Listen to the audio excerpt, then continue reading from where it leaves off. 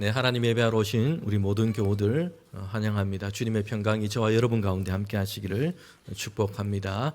우리 명절 잘 보내셨습니까? 네, 보니까 오늘 빈자리가 좀 있는 것 같습니다. 명절 보내고 아직 복귀를 못 하신 분들이 좀 계신 것 같은데 우리 예배드리면서 옆에 짝꿍들 한번 잘 찾아보시고 우리 주중에 한번 전화를 해보시면 좋겠습니다.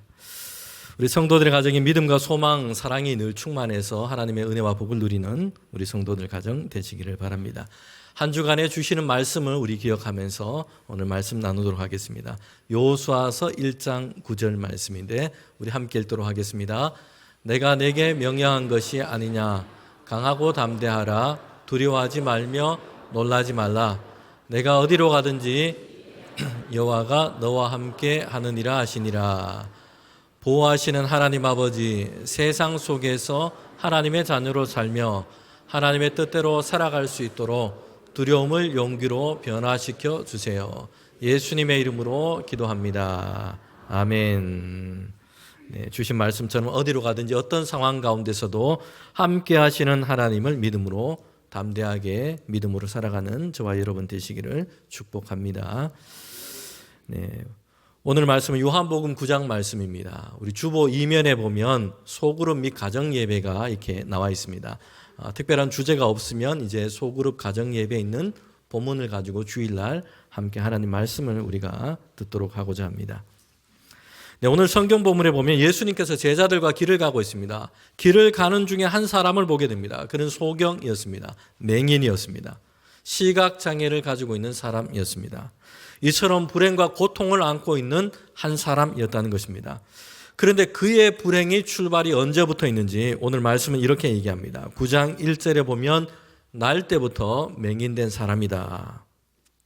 태어날 때부터 앞을 보지 못하는 사람이었습니다. 특별한 일이 없는 한 이런 상황은 그의 삶에서 바뀌지 않을 것으로 짐작이 됩니다. 태어날 때부터 맹인이었고 지금도 그렇고 죽을 때까지 앞을 보지 못하는 이런 불행, 이것이 그의 삶 가운데 놓여 있는 것입니다. 앞을 보지 못하는 이 불행과 고통은 시작도 끝도 정할 수 없이 그의 삶 가운데 계속되고 있음을 우리에게 얘기해 주고 있습니다. 사람들이 살다 보면 어려운 일을 만나기도 하죠. 또 불행과 고통 같은 이런 일을 만나기도 합니다. 그런데 그럴 때는요, 예전에 좋았던 때 그 시절을 생각하면서 스스로를 달래거나 위로를 얻기도 합니다. 그리고 앞으로 언제쯤에는 이런 어려움이 다 지나갈 것이다, 이런 기대를 가지고 있으면서 우리는 힘을 얻기도 합니다. 여러분, 그런데 예수님이 길을 가다가 만난 이 사람은요, 위로가 될 만한 과거의 시간을 갖고 있지 않은 사람입니다. 스스로에 대해서 희망을 걸고 기대할 수 있는 이런 미래에 대한 기대를 갖고 있지 못합니다. 시작부터 태어나면서부터 아무것도 보지 못하는 맹인이었습니다. 그리고 앞으로도 이 불행은 잘 바뀌지 않을 것으로 이렇게 생각이 됩니다. 이미 정해진 것과 같습니다. 예수님께서 길을 가시던 중에 보게 된 불행이었습니다. 여러분, 우리는 살면서 인생이라는 길을 가고 있는데 평화롭고 행복하고 즐겁고 늘 이런 좋은 풍경만 만나거나 이렇게 보지는 못합니다. 굴곡지고 어둡고 힘들고 불행하고 고난 가운데 있는 이런 풍경을 우리는 만나기도 하고 보기도 합니다. 전도서 7장 14절에 보면 이렇게 말씀합니다. 형통한 날, 곤고한 날이 함께 있다는 것입니다. 행복과 고통, 기쁨과 슬픔, 이런 것이 함께 있는 것이 사람의 삶이라고 얘기하고 있습니다. 그래서 우리가 인생 가운데 만나게 되는 모습이 이렇습니다. 형통함과 곤고함, 기쁨과 슬픔, 이것이 가로줄과 세로줄로 서로 엮여서 하나의 인생, 하나의 삶으로 그렇게 이루어지고 있다는 것입니다. 그럼 바울도 이렇게 얘기합니다. 로마서 12장 15절에 보면요, 즐거워하는 자와 함께 즐거워하고 우는 자와 함께 울라라는 것이에요. 이 말씀을 봐도 그렇습니다. 행복하고 즐거운 사람만 있지 않고요, 슬퍼하고 우는 사람도 있습니다. 특별히 바울은 지금 로마에 있는 교회 성도들을 향해서 편지하고 있습니다. 여러분, 교회라고 해도 마찬가지입니다. 하나님을 잘 믿고 살고 있다라고 얘기하는 사람도 그렇습니다. 좋은 일, 기쁜 일도 있지만 슬픔도 있고 불행과 고통의 문제를 만나기도 합니다. 이런 어려운 가운데 있는 사람들을 우리는 보기도 합니다. 우리의 인생길 가운데 이런 일을 만나기도 합니다. 예수님께서는 가는 길에 나면서부터 맹인된 사람을 보게 됐습니다. 길 위에서 고통과 불행의 문제를 주님은 보게 되신 것입니다. 자, 그런데 오늘 우리는 이 본문을 통해서 타자의 고통을 우리가 어떻게 보고 있는가, 그리고 하나님은 우리 가운데 이 고통의 문제를 어떻게 보도록 하시는가, 오늘 말씀을 통해서 우리가 생각해 보고자 합니다. 먼저 우리는 오늘 본문에서 보면 타자의 고통을 보고 있는 이 사람들의 모습을 보고 있는데, 그들은 정죄하고 판단하는 일을 앞세우고 있다는 것입니다. 예수님과 제자들이 나면서부터 맹인된 사람을 가는 길에 보게 되는데, 그러면서 제자들에게는 이런 질문이 생기게 됩니다. 저 사람은 저렇게 불행하고 지금 어려움과 고통 가운데 있습니다. 그런데 누구의 죄 때문입니까? 태어나면서부터 이미 저런 불행을 안고 있는데, 그러니 그 낳은 부모의 죄 때문입니까? 아니면 저 사람의 죄 때문입니까? 타자의 불행과 고통을 대하는 제자들의 1차적인 모습이에요. 그것은요, 이 고통의 문제를 바로 죄의 문제와 연결시키고 있습니다. 다른 가능성을 생각하고 있지 않습니다. 누구의 죄 때문인가? 누가 죄가 많아서 지금 저 사람이 저렇게 고통과 어려운 가운데 있는가? 저런 불행을 안고 있는가? 이렇게 얘기하고 있습니다. 오늘 우리는 예수님의 이 제자들의 모습을 보면서 우리 자신은 지금 어떻게 해왔는지 한번 생각을 해볼 필요가 있습니다. 우리는 타자의 이 불행의 문제를 보면서 어떤 시선으로 이것을 보았는지, 그리고 타인이 당하는 고통의 문제를 우리는 어떤 생각을 했는지 살펴볼 필요가 있습니다. 제자들은 이 불행의 문제를 죄의 문제로만 여기고 있습니다. 그래서 불행당한 사람에 대해서 지금 판단하는 일을 앞세우고 있습니다. 여러분, 이것은요, 제자들이 특별히 다른 사람에 비해서 공감하는 능력이 떨어지기 때문에 마음이 강팍해서 그런 것이 아니었습니다. 일반적이었다는 것이에요. 다른 사람이 당하는 이 고통과 불행의 문제를 보면서 사람들은 흔히 이렇게 생각을 했던 겁니다. 불행을 만나고 있으면 그 사람이 죄가 많아서 죄를 지어서 지금 저렇게 되었다라고 쉽게 생각을 해버린 겁니다. 여러분, 제자들의 이 질문에는 아주 중요한, 아주 무거운 전제를 깔고 있습니다. 불행은 곧 죄의 결과다라는 이런 공식입니다. 이 공식은 고통당하는 사람을 위로의 대상으로 보지 않고 조사의 대상으로 전락시킵니다. 원인을 분석하느라고, 그 사람이 어떤 죄를 지었는가 이걸 찾느라고 눈앞에 울고 있는 그 형제의 눈물을 닦아주지 못하고 있는 겁니다. 우리는 고통과 불행의 문제하면 성경에서 먼저 욥이라는 인물을 떠올리게 됩니다. 예기치 못한 이 불행을 만나게 되었습니다. 경건했던 사람 욥에게 임한 사단의 시험이었습니다. 한날에 그가 가지고 있던 재산과 가축을 모두 다 잃어버렸습니다. 사랑하는 자녀를 한날에 다 잃어버렸습니다. 그 자신의 건강도 잃게 됩니다. 예고 없이 갑작스럽게 찾아왔던 이런 고난이었습니다. 이 불행 속에서 욥은요, 고통 가운데 있습니다. 차마 하나님께는 원망을 쏟아내지 못하지만 욥은 이 고통이 얼마나 큰지 자신의 삶을 비관하고 있습니다. 왜 내가 이 땅에 태어났느냐? 차라리 내가 엄마의 모태에서 나오지 않았다면 더 좋았을 텐데, 이렇게 고난 중에, 고통 중에 그는 탄식하고 있습니다. 이런 욥을 위로한다고요, 친구들이 찾아왔습니다. 며칠을 그의 곁에 머뭅니다. 얼마나 큰 불행과 고통 중에 있는지 욥의 모습을 잘 보았습니다. 그런데 그때 친구들이 이제 입을 열어서 욥에게 하는 말이 무엇입니까? 욥기 4장 7절부터 9절에 보면요, 생각해봐라. 죄 없이 망한 사람이 누구인가? 정직한 자의 끊어짐이 어디에 있는가? 내가 보건대 악을 밭을 갈고 독을 뿌리는 자는 그대로 다 거두나니 다 하나님의 입 가운데 멸망하고 그의 콧김에 사라지느니라. 지금 욥의 친구들은요, 죄와 벌, 죄와 불행이라는 이 도식으로 욥의 인생을 지금 재단하고 있는 겁니다. 그렇게 아파하고 힘들어하고 있는데 친구들이 하는 말이 뭐냐면요, 생각해봐라. 죄가 많아서 그런 게 아니냐. 너 무슨 죄를 지었냐. 이렇게 지금 얘기하고 있다는 것이요.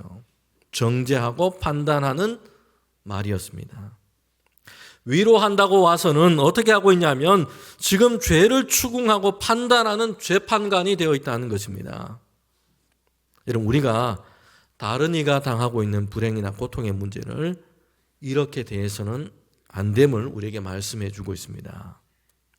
타인의 고통의 문제를 내가 대신 판단하려고 해서는 안 됩니다. 내가 대신 죄를 찾으려고 하고요. 그의 죄와 벌, 이 단순한 도식을 가지고 그의 삶을, 그의 인생을 재단하려고 해서는 안 됩니다. 이처럼 고통당하는 사람의 인생과 삶을 정죄하고 판단하는 이런 폭력을 우리는 멈춰야 합니다. 타자의 고통을 어떻게 보고 있느냐? 우리는요, 타자의 고통을 자기 위안 삼아서는 안 됩니다. 타자의 고통을 보면서 잠시 안타까움을 느끼기도 합니다. 그런데 사람은 종종 자기 위안을 삼아 버리기도 합니다. 야, 나는 저렇게 안 돼서 다행이야 생각합니다. 심지어는 나는 저렇지 않아서 하나님께 감사한다, 하나님께 감사하기도 합니다. 타인의 불행으로 나의 안녕을 위암 삼아서는 안 됩니다. 타인의 불행을 보고 내가 감사해야 할 제목을 찾아서는 안 됩니다. 오늘 사람들이요, 행복이냐 불행이냐 느끼는 데 있어서 다른 사람들과 비교하면서 이렇게 행복과 불행을 느끼고 결정하는 경우들이 많습니다. 다른 사람들과 비교해서 내가 좀 괜찮으면 행복감을 느껴요. 그런데 다른 사람들과 비교해서 내가 좀 그렇지 못하면 불행감을 느끼고 살아갑니다. 오늘 현대인들이 불행감을 많이 느끼고 살아갑니다. 이전보다 훨씬 더 삶의 조건들이 좋아졌습니다. 그런데 병리적으로 우울증을 앓고 있는 사람들이 훨씬 더 많아졌습니다. 정신건강이 좋지 못하다는 것이요. 그렇지 못한 이유가 있는데 그 중에 한 가지가 비교의식에 사로잡혀 있기 때문입니다. 물론 과거에도 사람들은요, 다른 사람들과 본능적으로 비교하며 이렇게 살아왔습니다. 그런데 과거에는 내가 알고 있는 사람, 비교 대상의 사람들이 그렇게 많지 않았습니다. 가까이 있고 같은 동네에 있는 사람들, 이웃들, 고만고만한 사람들이었습니다. 같은 동네 이웃에 있는 사람들 정도였습니다. 그래서 부라고 하면 우리 집에는 없는데 이웃집에 냉장고 있는 거, TV 있는 거, 이 정도 비교하며 살아왔어요. 그런데 오늘날에는 달라졌습니다. 방송이나 인터넷을 통해서, SNS를 통해서 우리 동네 이웃 사는 누군가 비교하는 것이 아니라 이제는 이런 비교가 글로벌화됐습니다. 연예인들, 다른 사람에 살고 있는 부유한 사람들, 유명한 사람들, 그들은 오늘 무엇을 하고 있고 오늘 무엇을 먹고 있고 그들은 오늘 무엇을 샀고 그들은 오늘 어디를 여행하고 있고 이런 것을 다 알고 있다는 것이에요. 사람들은 온라인에 올라오는 다른 사람들의 생활 모습을 보고 자신의 삶과 비교합니다. 그러면서 부러워하기도 하고 때로는 거기에서 큰 불행감을 느끼기도 합니다. 여러분, 그런데 온라인에 올라오는 사람들의 생활 그 모습은요, 실제적인 일상의 모습과는 좀 거리가 있습니다. 특별한 곳에 갔을 때, 특별한 좋은 것을 갖게 되었을 때, 더군다나 그것도 과도하게 미화하거나 포장해서 올리는 경우들도 많습니다. 제가 얼마 전에 신문 기사를 하나 봤습니다. 좀 씁쓸하고 슬픈 기사였습니다. 고시원에서 생활하고 있는 청년이었습니다. 취업을 준비하고 있습니다. 그러니 그의 삶이 넉넉하지 못하고 어렵고 고단하기도 합니다. 그날에도 편의점에서 1,500원짜리 컵라면을 먹었습니다. 그런데 이제 돌아와서 핸드폰으로 SNS를 하는데 자신의 타임라인에 영수증 하나를 올렸습니다. 서울 강남의 유명한 오마카세 식당에서 결제한 30만 원짜리 영수증. 인공지능 AI로 만든 영수증이었습니다. 여러분, 이 사람이 개인이 정직하지 못하다는 문제를 넘어 있습니다. 우리 시대와 우리 사회 문화 속에 이렇게 살다 보니 이렇게 해서라도 해야 된다는 이런 생각이 작용하고 있다는 것입니다. 이렇게 해서라도 자신의 초라한 모습을 감추고 허구와 허세를 통해서라도 나는 괜찮게 살고 있다. 이걸 드러내고 이것을 과시해야 한다라는 생각에 사람들이 사로잡혀 있다는 것이에요. 허위로 조작된 가상의 자아와 자기 모습이라도 다른 사람들이 부러워할 만한 이런 모습으로 보여져야 한다라고 생각하고 있다는 것입니다. 여러분, 우리가 사는 세상이 이런데 만약에 우리 눈앞에 맹인된 사람이 태어나면서부터 앞을 보지 못하는 사람이 있다고 생각해 봅시다. 또는 SNS에 이런 사람의 모습과 이야기가 지금 그렇게 있다고 한번 해보세요. 그러면 사람들은요, 그를 보고 그의 이야기를 듣고 비교의식이 작동합니다. 그 사람이 당하고 있는 이 고난, 이 불행의 크기가 얼마나 큰지, 얼마나 힘들지 생각하는 것은 잠시입니다. 그리고 나면 나는 그래도 볼 수 있어 괜찮다. 나는 그래도 좋은 편이야. 저 사람 좀 봐. 가난할 뿐만 아니라 앞을 보지 못해. 자기 위안을 삼고 맙니다.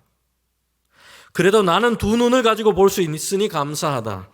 그래도 이만큼 나는 건강하니 감사해야지. 타인의 불행을 보고 자기 감사의 제목만 보고 있다는 것입니다.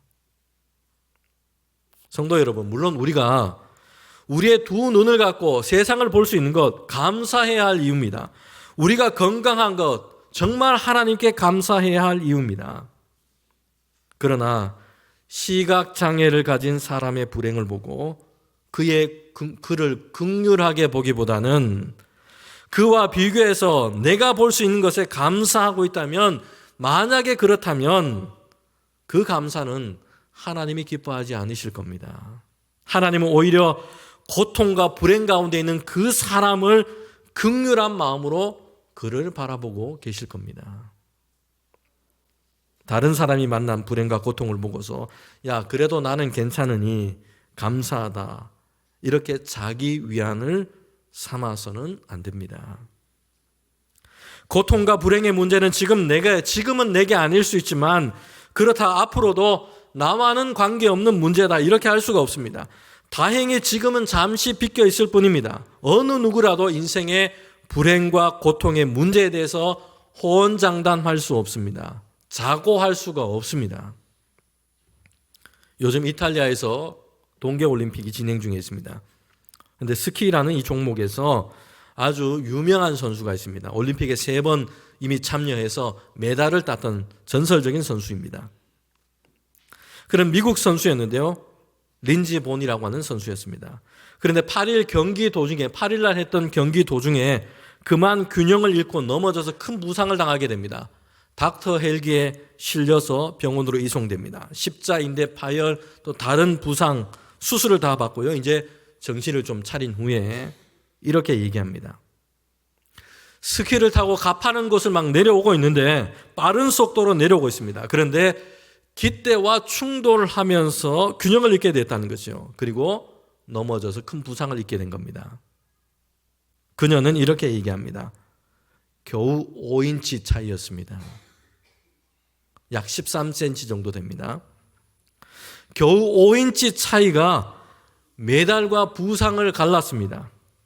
여러분, 즉 간발의 차이로 만약에 저 깃대를 피했다면 수술대에 올라가지 않고 시상대 위에 올라서 메달을 목에 걸었을 것입니다. 여러분, 사람의 인생에서 불행과 고통의 문제는 때로는 이럴 것입니다. 지금 누군가는 간발의 차이로 불행한 일을 마주해 버렸고요, 지금 누군가는 간발의 차이로 그렇게 비껴간 것입니다. 그리고 내일 또 어떨지 우리는 장담할 수 없습니다. 타인의 불행과 고통으로 자기 위안을 삼을 수 없습니다. 내일에 누구라도 그 자리에 있을 수 있다는 것이에요. 여러분, 그래서 오늘 성경 말씀은요, 타자의 고통에 대해서 위로와 돌봄이 먼저임을 우리에게 말씀해 주고 있습니다. 제자들도 주변 사람들도요, 태어나면서 앞을 보지 못하는 이 맹인을 보았습니다. 그런데 그들의 관심은 누구의 죄 때문입니까? 라는 논쟁이었습니다. 누구도 이 사람, 고통당하고 불행 가운데 있는 이 사람과 함께 아파하면서 그의 필요를 돌보자고자 선뜻 나서는 사람이 잘 보이지 않습니다. 논쟁의 대상, 이야기거리가 되고 있습니다.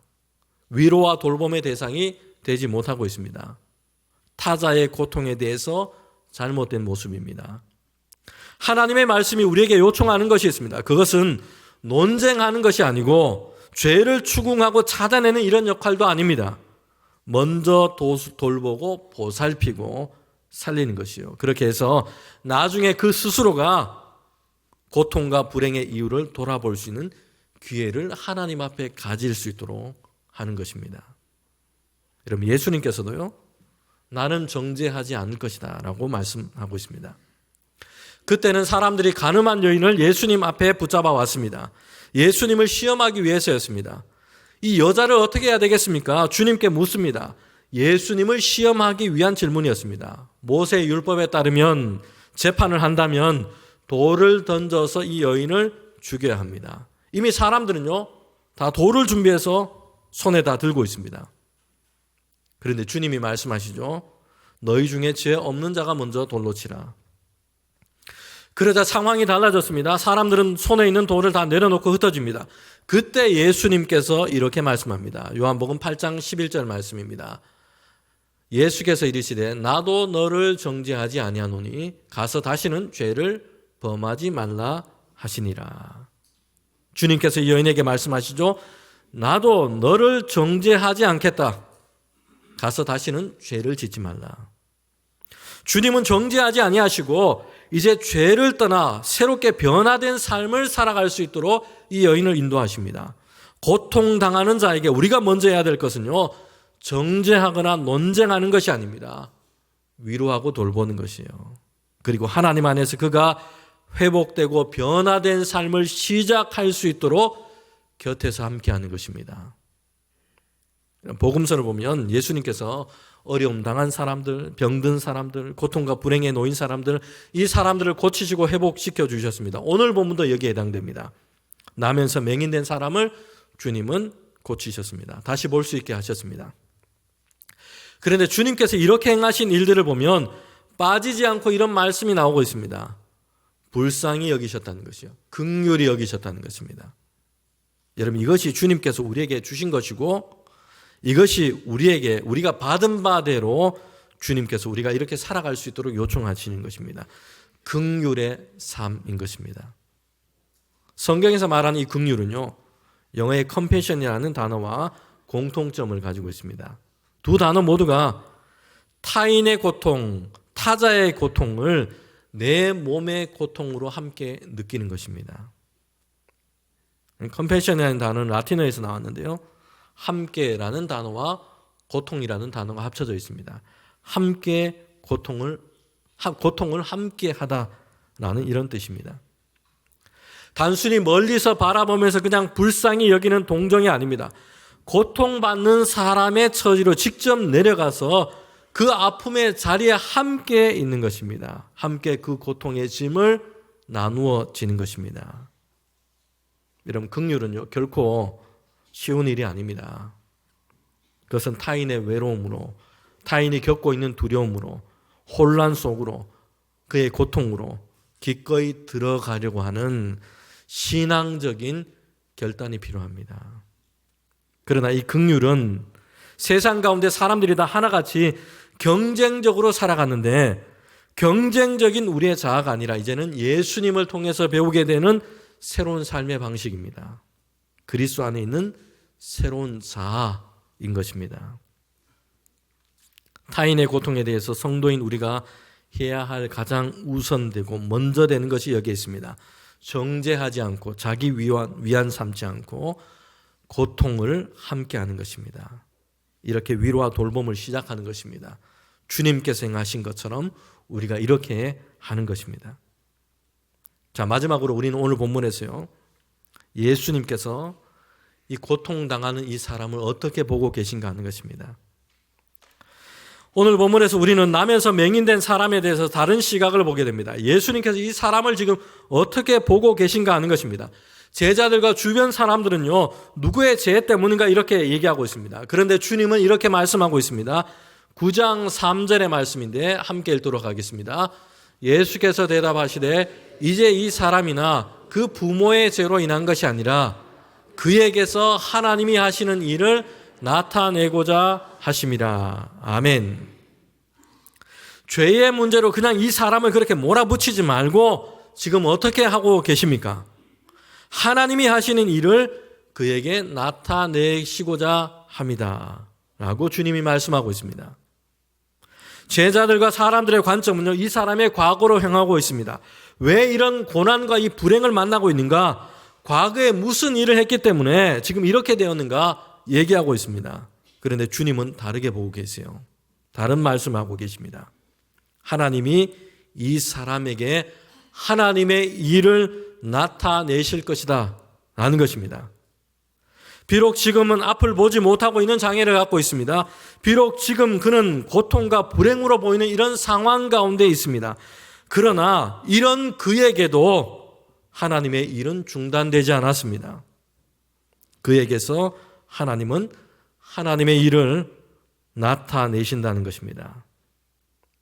예수님도 이 사람이 만나고 있는 고난과 불행의 이유에 대해서 말씀하고 있습니다. 그런데 과거에 이 사람에게서부터 비롯된 어떤 원인을, 죄를 지금 찾아내는 것이 아닙니다. 미래에 하나님이 행하실 일을 말씀하고자 합니다. 하나님의 목적을 얘기하고 계시다는 겁니다. 불행과 고난의 원인이 아니라 주님은 하나님의 목적을 말씀하고 있습니다. 그 고통과 불행을 통해서 오히려 하나님의 선한 뜻과 목적이 드러나게 될 것이라고 말씀합니다. 불행과 고통의 이유에 대해서 주님은 말씀하시지만 전혀 다른 것을 말씀하고 계세요. 그에게서 하나님께서 그 목적을 이루시기 위해서 하나님께서는 결국에는 그 선한 뜻을 이루시기 위해서이다 라고 말씀하고 있습니다. 여러분, 제자들의 시선과 관점은요, 과거 그리고 이 사람에게서 원인을 찾고자 합니다. 그러나 주님은 미래 그리고 이 사람이 아니라 하나님이 그 가운데 행하실 목적을 말씀하고 계세요. 여러분, 어떤 불행과 고통의 문제를 안고 계십니까? 원인을 우리는 생각해야 합니다. 왜 내가 이렇게 건강이 나빠졌을까? 왜 내가 이렇게 경제적인 어려움을 겪고 있을까? 생각을 해야 합니다. 그러나 동시에 우리는 고난의 원인에만 집착해서는 안 됩니다. 하나님은 분명 우리의 이런 상황 가운데서도 하나님의 뜻하신 일을 나타내시기 때문입니다. 그러기에 우리는 하나님 안에서 고난의 목적을 더 깊이 우리는 생각해야 합니다. 나면서 맹인이었던 이 사람에게 하나님이 목적하신 일이 드러나게 될 것입니다. 여러분, 그 일이 뭡니까? 물론 먼저는 그가 고침을 받는 것입니다. 요한복음 9장 6절부터 우리 7절에 보면 침을 뱉어서 주님께서 진흙을 이겨 그의 눈에 바르셨고요, 실로암 못에 가서 씻으라 말씀했습니다. 이 말씀을 따라서 행했을 때에 밝은 눈으로 이 맹인은 돌아오게 됐습니다. 다시 눈을 떠서 보게 된 것입니다. 태어나면서 지금까지 어둠 속에 있었습니다. 아무것도 보질 못했어요. 그런데 그의 불행이었고 고통이었는데 이제 눈을 떠서 세상을 보게 된 것입니다. 그런데 하나님께서 그에게 드러내신 이 하나님의 일은 장애와 병을 고쳐주시는 것만이 아니었습니다. 여러분, 오늘 우리는 이 본문에서 주님이 행하신 일을 보면서 좀 이해가 되지 않는 부분이 있습니다. 그냥 말씀하시고 그냥 기도하시고 이렇게 하셔서 눈을 뜨게 해주면 될 것이라 생각됩니다. 그렇게 고쳐주시면 예수님도 편하고 특별히 이 맹인된 사람에게는 좀 더 한결같이 편할 것으로 여겨집니다. 그런데 주님께서 어떻게 하십니까? 침을 이겨서 진흙을 만드시고 눈에 바르세요. 당시에는 상처에 침을 바르기도 했을 것이라 충분히 짐작이 됩니다. 그럼에도 침을 이겨서 진흙을 만들어 눈에 바르는 것은요, 위생적인 관점에서 보면 사람들에게 보면 어떻게 불쾌하게 느껴질 수도 있는 일입니다. 거기에서 끝난 것이지 아니죠. 앞을 보지 못하는 사람이었는데 실로암 목까지 가서 씻으라고 말씀하세요. 다른 사람의 도움과 안내를 받더라도 더듬거리면서 거기까지 가는 것은요, 불편하고 수고로운 일이 될 겁니다. 그러나 주님은 이렇게 하셔서 이 맹인의 눈을 뜨게 하셨습니다. 여러분, 왜 하필 진흙을 눈에 바르셨을까요? 하나님은 처음 사람을 만드실 때 흙으로 사람을 만드셨습니다. 맹인의 눈에 진흙을 바르신 것처럼 그를 처음 지으신 하나님께서 이제 지금 그의 인생을 새롭게 하십니다. 새로운 회복을 이루시고 계심을 상징적으로 보이시는 행동인 것입니다. 여러분, 이 일은요, 예수님이 누구이신지 이 사람에게, 그리고 사람들에게 보여주는, 드러내시는 일이었습니다. 요한복음의 7가지 예수님의 자기 선언이 나옵니다. 예수님이 나는 누구이다 라고 말씀하신 일입니다. 나는 누구이다, 주님 스스로를 드러내시고 설명하신 것입니다. 오늘 이 본문은 나는 세상의 빛이다, 예수님께서 자기 자신을 드러내시는 이 말씀과 연결되고 있습니다. 여러분, 그런 이 맹인이 눈뜨게 된 것은 이 일을 통해서 드러내시는 하나님의 일은요, 그게 뭡니까?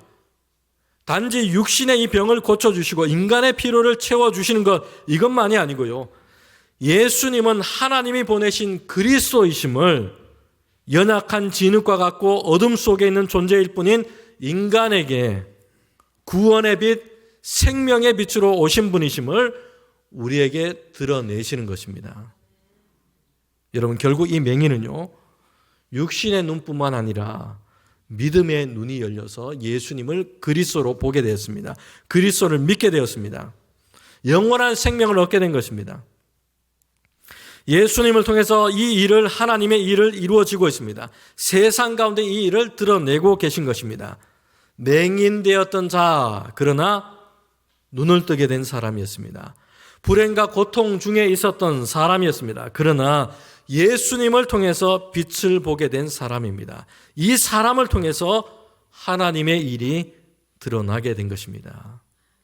여러분, 오늘 우리 곁에 불행과 고통의 일을 만나고 있는 교우나 이웃들이 있다면 그의 곁에서 우리가 함께하며 위로와 돌봄의 손길을 펼칩시다. 여러분, 그것이 주님께서 우리에게 먼저 행하셨고 우리에게 부탁하신 일입니다. 그리고 우리가 어떤 처지 속에 있더라도 낙심하지 않고 불행과 고통으로 여겨지는 그곳이 장차 하나님의 영광이 가장 분명하게 드러날 무대가 될 것을 우리는 믿습니다. 여러분, 이 일을 통해서 하나님의 일이 드러나게 될 것입니다. 선하신 하나님의 목적이 무엇인지 구하는 저와 여러분 되기를 주님의 이름으로 소망합니다. 함께 기도드리겠습니다.